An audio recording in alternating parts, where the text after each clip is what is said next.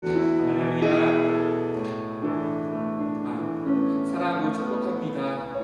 예, 이 시간 우리 예배 드렸으면 좋겠는데요.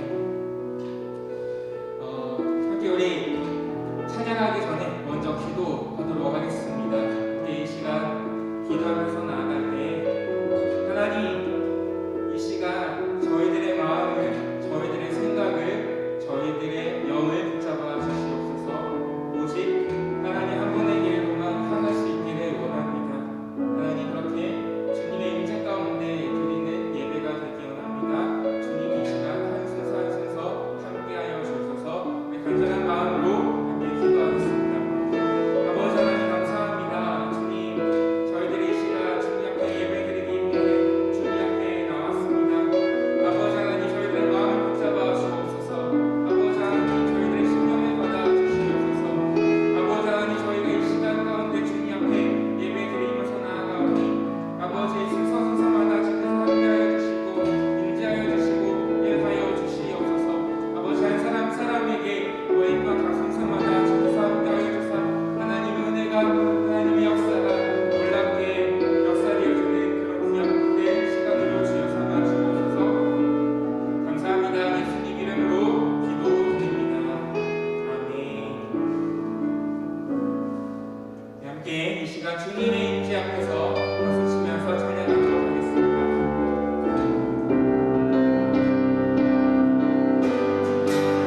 하나, 둘, 셋, 넷. 주님의 임재 앞에서 너의 나의 안에서 그의 은혜가 주는 모든 찬양해. 주님의 임재 앞에서 너의 나의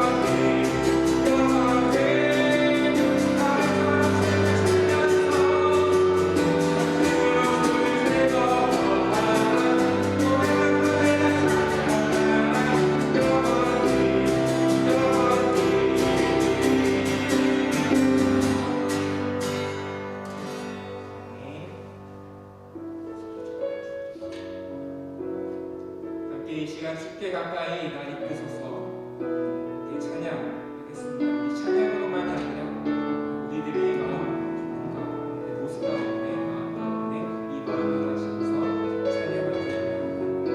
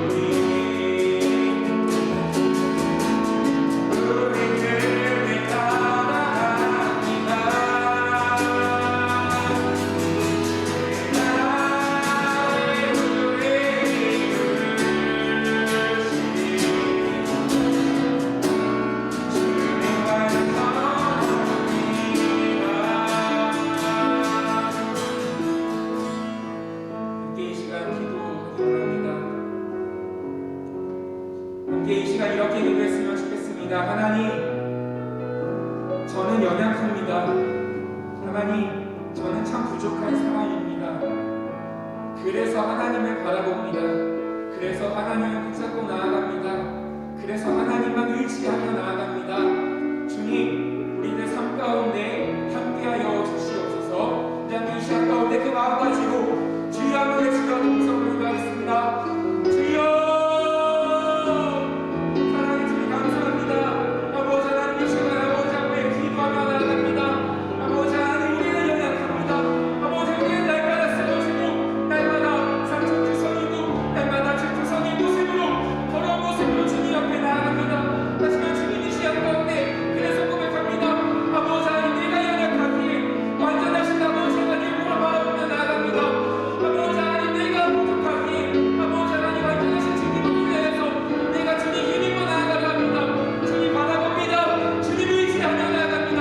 우리를 붙잡아 주시고 이끌어주사 아버지 하나님, 진정 주님을 위하여 기뻐하며 감사하며 감격하며 나아갈 수 있기를 주여 소망하오니 아버지 하나님, 우리의 힘을 갚고 주님만 바라보며 주께서 주신 힘으로 우리가 하루하루 살아갈 수 있도록 주여 함께하여 주시옵소서. 아버지 하나님,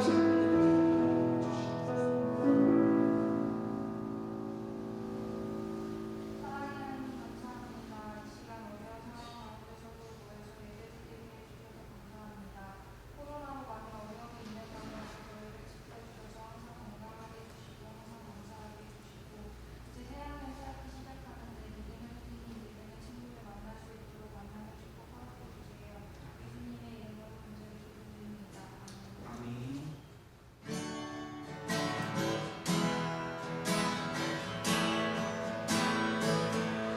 아멘.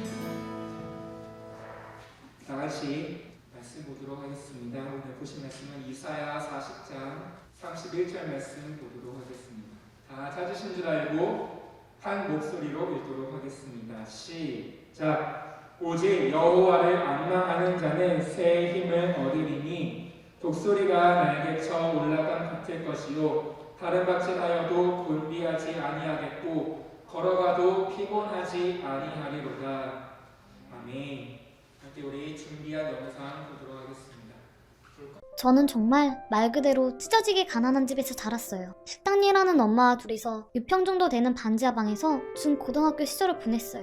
엄마는 하루 10시간 넘게 일을 하시면서 생활비를 버셨죠. 수시를 지원할 때가 저는 가장 힘들었던 것 같아요. 생각보다 비싼 언서비에 낼 돈이 없었기 때문에 저희 집 사정을 대충 아시는 담임 선생님이 주는 10만원으로 두 곳의 대학을 지원할 수 있었어요. 운이 좋게도 저는 서울대학교에서 면접을 볼 기회가 생겼어요. 엄마는 눈물을 흘리면서 좋아하셨고 차비 5만원을 마련해 주셨어요. 엄마는 안타깝게도 바쁜 식당 일 때문에 따라올 수 없었어요. 저는 지방에 살았기 때문에 버스표를 왕복으로 끊고 남은 돈 15,000원을 가지고 서울로 올라갔어요. 아침 면접이었기 때문에 전날 오후에 올라가서 지하철을 타고 서울대 입구로 가서 찜질방에서 자고 학교로 가기로 했어요. 그렇게 난생 처음 서울에 도착했는데 돈이 없어졌어요. 가방을 뒤져보고 주머니를 1시간씩 털어봐도 돈이 안 보였어요. 저는 대합실에 앉아서 울다가 정신을 차리고 걷기 시작했어요. 터미널에서 서울대로 걸어가려면 어떻게 가야 하나요? 라고 물어보니까 다들 어이없어 했어요. 그래도 대충 알려주신 방향으로 걸어갔어요. 한 2-3시간쯤 걸었을까. 너무 춥고 배고프고 목마르고 힘들었어요. 저는 갑자기 너무 무섭고 서러운 마음에 너무 힘들어서 면접을 못 갈 것만 같았어요. 밤 11시가 넘은 시간에 어딘지도 모를 아파트 앞 벤치에서 서럽게 울고 있는데 경비 아저씨가 다가왔어요. 아저씨는 제게 무슨 일이 있냐고 물어주었고 아저씨는 놀라시면서 저를 숙직실로 데려다 주셨어요. 라면을 끓여주시면서 자기는 하루 정도 좀 못 자도 괜찮으니까 여기서 자고 내일 아침에 퇴근하시면서 저를 태워주겠다고 하셨어요. 다음날 아침 아저씨는 차에서 셔츠를 벗어주시면서 옷이 너무 촌스럽다고 이거를 입고 가라고 했고 저는 죄송해서 못 받는다고 하니까 전화번호를 적어주시면서 나중에 대학에 붙고 옷을 갖다 주러 오라고 터미널까지 갈 때 차비하라고 10,000원을 주셨어요. 저는 그 아저씨 덕에 면접을 볼 수 있었고 서울대에 합격했어요. 합격자 발표가 나고 제일 먼저 엄마 식당에 전화를 했고 그 다음엔 그 아저씨한테 전화를 드렸어요. 아저씨는 자기 일처럼 너무 행복해하시고 잘 됐어 학생 축하해 나중에 올라와서 밥 한 끼 먹자고 하셨어요. 서울 생활은 생각보다 쉽지 않았어요. 생각했던 것보다 돈도 많이 들어갔고 가회랑 아르바이트도 한계가 있었어요. 그래도 악착같이 50만 원을 모은 저는 눈여겨보았던 양복을 샀어요. 그리고 7개월 만에 아저씨를 만나서 멋진 양복을 전해드렸어요. 셔츠는 돌려드렸지만 그 셔츠에 맞는 멋진 양복도 꼭 드리고 싶었어요. 아저씨는 계속해서 거절하셨지만 결국엔 정말 좋아해주셨어요. 태어나서 가장 큰 돈을 쓴 날이지만 그날만큼은 정말 행복했어요.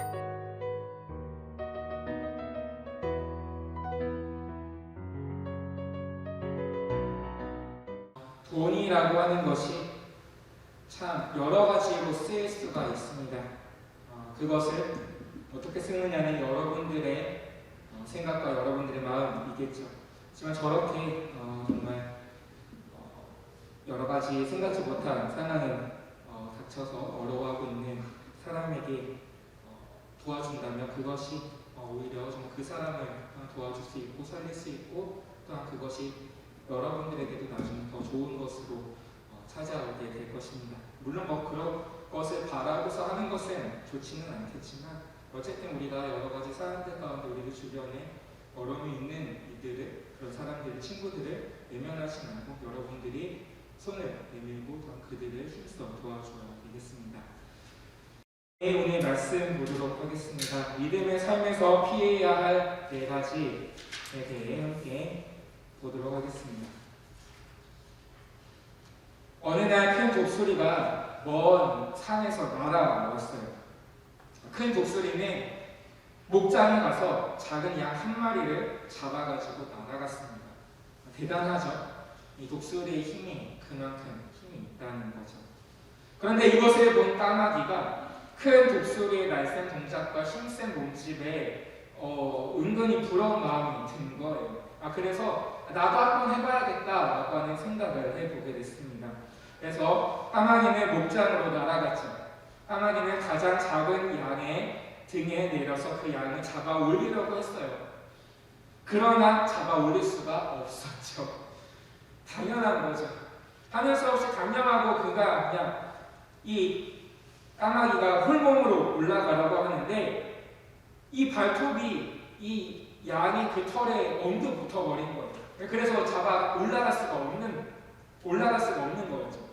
그래서 나에게 어떻게든 날아가기 위해서 빨리 도망치고 싶어서 날개를 파다닥 걸었지만 오히려 이런 모습을 봤던 양들이 달려와서 까마귀를 발로 밟혀 죽었다는 그런 이소우화가 있습니다. 이 이야기를 통해서 우리가 배울 수 있는 것은 바로 자신이 어떤 존재인지 정확하게 알아야 된다는 것이죠. 독수리와 까마귀는 엄연히 다릅니다. 체격도 당연히 다르죠. 그들의 힘이 다르고 먹는 먹이도 다릅니다. 그리스도인도 마찬가지죠. 우리가 어떤 존재인지 알아야 됩니다. 그렇다면 우리가 그리스도인으로서 삶을 살아갈 때 우리를 실패와 좌절로 이끄는 4가지가 무엇인지, 그렇다면 우리는 어떠한 삶을 살아야 할지 한번 살펴보도록 하겠습니다. 첫 번째는 자기 자신을 너무 과신하는 것입니다. 실패와 좌절로 이끄는 첫 번째, 자기 자신을 너무 과신하는 것. 과신이란 지나치게 믿는다라는 거죠. 그래서 이 과신의 모습은 마치 하나님 필요 없어, 운명아 저리 비켜, 내가 간다라고 하는 모습을 보이는 것입니다. 어떤 사람들이 이런 모습을 보이면 굉장히 근사해 보이지만 사실 굉장히 미숙한 거죠. 나폴레옹이 대표적인 한 사람이라고 할 수가 있습니다. 나폴레옹은 천재였고 또한 굉장히 성실했던 사람이었습니다. 그래서 많은 전투 가운데에서 승리를 했지요. 그러다 보니 도를 지나쳐서 교만하게 되었고 자신한테는 불가능이 없는 것처럼 생각해서 사람들이 좋아하는 근사한 말을 남기죠. 무슨 말이에요? 내 사전에 불가능이란 말. 알고 있는데 얘기 안 하는 거죠? 내가 말하다가. 고마워요. 요즘 시원이가 좋아하는 이제 몇 가지가 좀 있는데 그 중에 하나가 이제 번개맨이에요. 번개맨. 혹시 여러분들 들어보셨나요? 네. 어쨌든 근데 이게 이제 토요일날 아침 8시 반에 EBS에서 방영을 하는데 이번에도 봤어요. 그런데 이걸 보고 나면 시연이는 항상 번개맨 복장을 입고 손에 검은 장갑, 검은 양말을 신고 여기 또 얼굴에다가 하는 것도 있어요. 거기에다가 이제 손에 뭐 썬더너클이라고 해가지고 약간 손모시개처럼 차는 것도 있습니다. 이거를 하고서 자기가 마치 자신이 번개맨 양 생각하죠. 그래서 저에게 악단을 하라고 합니다. 그리고서 번개 파워를 저에게 열심히 날려요. 그러면 저는 또 쓰러지죠. 순수한 것도 있지만 미숙해서 그렇습니다. 자신이 마치 그렇게 입으면 번개맨이 된 것처럼 생각하게 되는 거죠. 이처럼 자신을 너무 과신하면 안 된다라는 것이죠. 두 번째는 세상의 꾀, 악인의 꾀를 쫓는 것입니다. 인터넷에 보면 참 많은 광고가 나오게 되죠. 그 중에서도 뭐 로또 번호를 알려준다거나 뭐 주식을 투자해서 뭐 부자가 되었다, 뭐 유튜버가 되어서 얼마를 벌었다, 뭐 이런 여러 가지 광고들을 보게 됩니다. 또한 그런 것들로 사람들이 참 많이 유혹되기도 하죠. 마치 자신도 그렇게 하면 성공할 수 있을 것처럼 이야기합니다. 하지만 시편에 하나님께서 가르쳐 주십니다. 복 있는 사람은 악인들의 꾀를 따르지 아니하며 죄인들의 길에 서지 아니하며 오만한 자들의 자리에 앉지 아니하고 그것이 악인들의 꾀를 따르는 것이다 라고 말씀하시는 거죠. 그리고 시편 1편 3절 4절에 그는 시냇가에 심은 나무가 철을 따라 열매를 맺으며 그 잎사귀가 마르지 아니한 같으니 그가 하는 모든 일이 다 형통하리로다. 악인들은 그렇지 아니하며 오직 바람에 나는 겨와 같도다 라고 말씀하고 있습니다. 복 있는 사람은요 시냇가에 심겨진 나무와 같습니다. 그래서 영양분을 너무나도 잘 빨아들이는 거죠. 그래서 무럭무럭 건강하게 잘 자랄 수가 있습니다. 하지만 그렇지 않은 자들은, 복 없는 자들은 바람에 나는 겨와 같습니다. 겨는요 모양은 제대로 갖춰 있지만 알맹이가 없어요. 그래서 바람에 이리저리 흩날리게 되어지죠. 모양새는 그럴듯해 보이지만 실속이 없습니다. 악인들의 꾀를 쫓아 살게 되면 우리는 그렇게 바람에 나는 겨와 같게 되는 것입니다. 세 번째로 우리가 인생에서 실패하게 되는 이유는 큰 물줄을 믿기 때문이죠. 살다 보면 나에게 큰 힘이 되어줄 만한 사람들이 보이게 돼요. 권력 있는 사람, 똑똑한 사람, 높은 지위에 있는 사람, 그리고 돈이 많은 사람, 우리는 그것을 라인이라고도 이야기를 하죠. 줄을 잘 타야 된다라고 합니다. 얼마 전 물면 뭐하니에서 종라인, 콘라인 이야기하는 것을 좀 봤었어요. 그러면서 되게 재미있게 네가 무슨 그 사람이 어떻게 네 라인이나 있냐며 이야기하는 것들을 봤습니다. 정말 재밌었어요. 아무튼 우리는 그런 힘 있는 사람, 어떤 라인을 찾기를 원하죠. 그런 사람들을 따르기 원합니다. 어떤 목사님이 유학에 가서 박사학위 과정까지 다 마치고 돌아오게 되었습니다. 그런데 학교에 자리도 없고 마땅한 자리가 없어서 한 1년 동안 굉장히 낙심하게 되었어요. 외국에 가서 박사학위까지 딴 거면 굉장히 열심히 공부한 것에도 불구하고 갈 곳이 없었으니 그럴 수밖에 없었겠죠. 그래서 한 선배를 찾아가 이런저런 얘기를 하다 이런 말을 툭 던졌습니다. 끈 떨어진 연 같아요. 제 마음이. 그래서 선배 목사님이 이런 말을 했다고 합니다. 네가 끊어졌다는 끈은 끈 아니야. 그건 끊어진 게 아니라 본래 끈이 아니었어. 끈은 하나밖에 없어. 그 끈을 붙잡아야 살아. 그 끈은 보이지 않지만 붙잡으면 끊어지지 않지 라고 말씀하셨습니다. 선배 목사님이 얘기한 끈은 바로 하나님이었어요.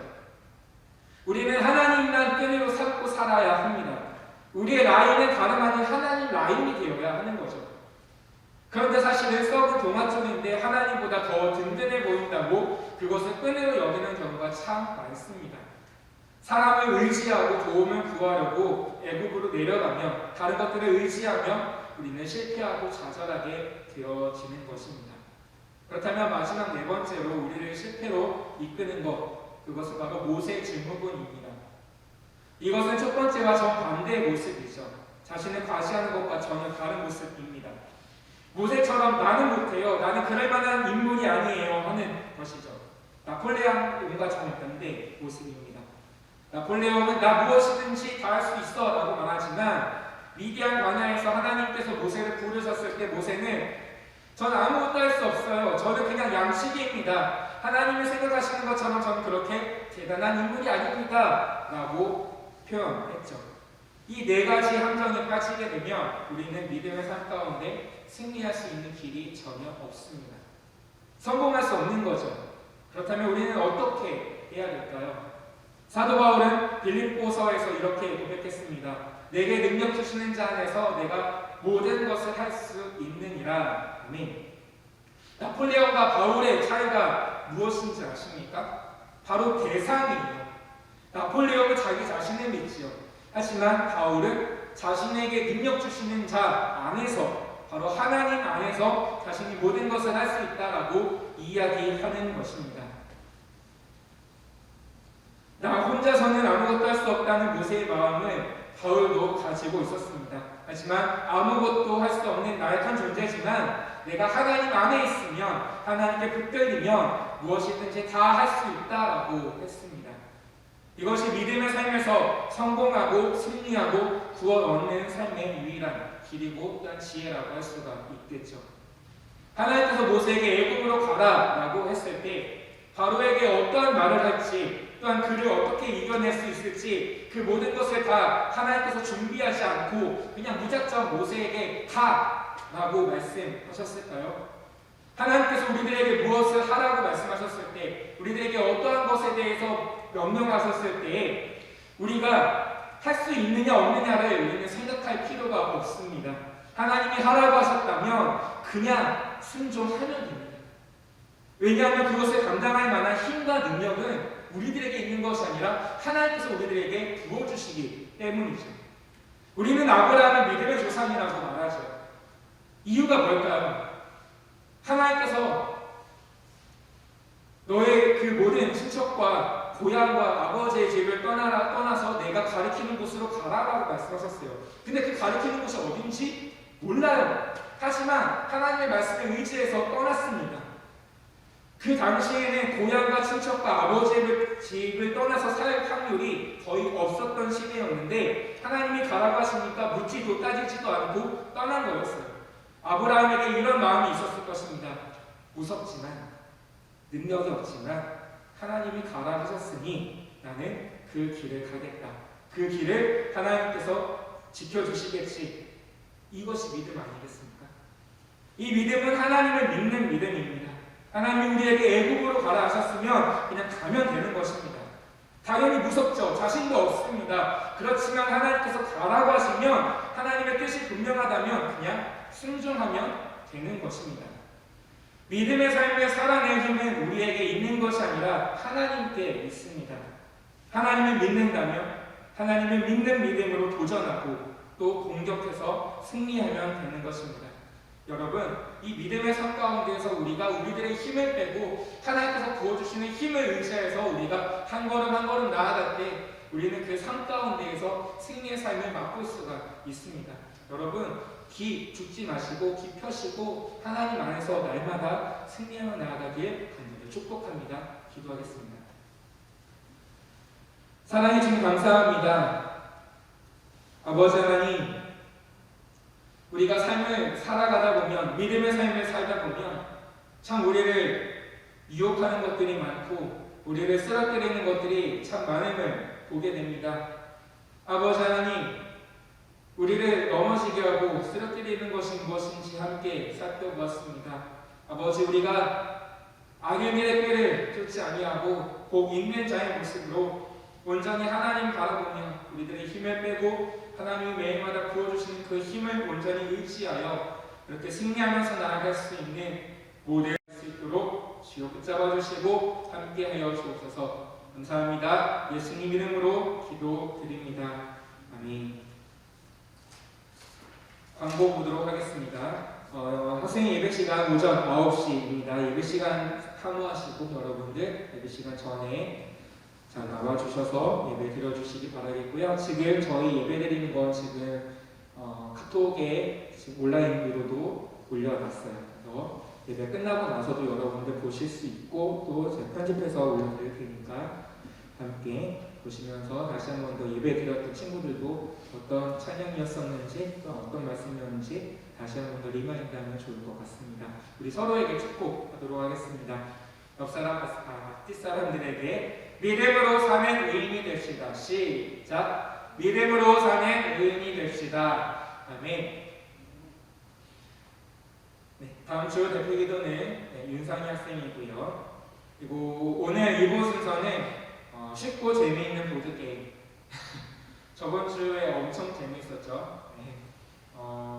동물 그림 2개씩 똑같은 걸 가지고서 이제 뒤집어서 가져가는, 네, 거의 애들 게임이었었는데 뭐 피 튀기는 현장까지는 아니었지만 네, 굉장히 재미있는 시간이었습니다.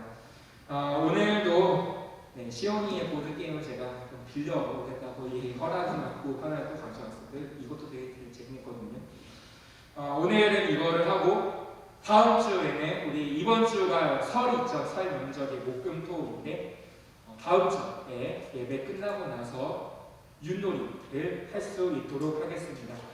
그리고 제가 저번 주에 잠시 이제 예배를 마치고 그 2부 순서 하면서 이제 말씀을 드렸었는데 저희 학생회도 뭔가 좀 이제 약간 뭐 이벤트라고 할까요? 그런 것들이 좀 있으면 좋겠다라고 생각이 들어서 이제 달란트 제조에 대해서 말했더니 되게 반응이 좋았어요.